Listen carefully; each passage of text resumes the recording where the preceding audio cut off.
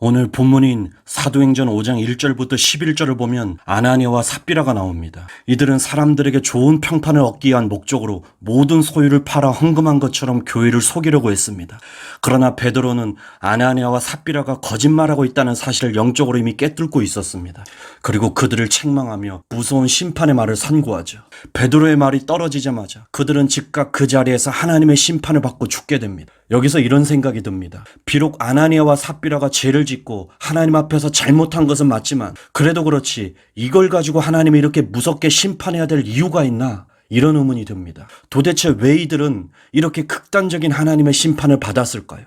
오늘은 그것을 여러분과 나누기를 원합니다. 먼저 아나니아와 삽비라가 속해 있었던 당시 초대교회의 영적 분위기를 알아야 합니다. 초대교회에는 성령이 아주 강력하게 임해 있었어요. 하나님의 임재와 영광이 가시적으로 나타나 있었습니다. 이렇게 하나님의 임재가 뚜렷한 현장에서 신앙생활을 했던 아나니아와 삽비라가 지금 하나님의 영광 앞에서 위선을 보이고 거짓이라는 죄를 저질렀습니다. 하나님이 대놓고 임재하심에도 불구하고 그 가운데서도 죄를 짓는다는 것은 이건 하나님을 무시하는 행위이자 교만이자 커다란 죄악이에요.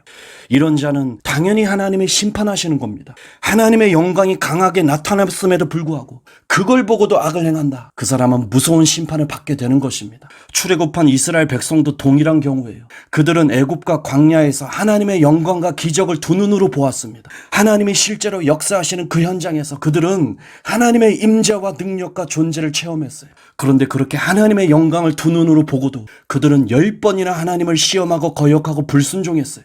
이런 그들에게 하나님은 가나안 땅을 취소하시고 그들 모두가 광야에서 멸망하게 되는 무서운 심판을 내리십니다. 민수기 14장에서 하나님이 이렇게 말씀하시죠. 내 영광과 애굽과 광야에서 행한 내 이적을 보고서도 이같이 10번이나 나를 시험하고 내 목소리를 청종하지 않은 그 사람들은 내가 그들의 조상들에게 맹세한 땅을 결단코 보지 못할 것이요 또 나를 멸시하는 사람은 한 사람도 그것을 보지 못하리라. 너희 시체가 광야에서 엎드러질 것이라. 여러분, 하나님의 임재를 체험하는 와중에 우리가 만약 하나님을 경외하지 않고 악을 행한다면 거기에는 무서운 심판이 기다리고 있기 때문에 우리 모두 하나님의 영광 앞에서 겸손히 그분을 경외하는 사람들이 되길 바랍니다.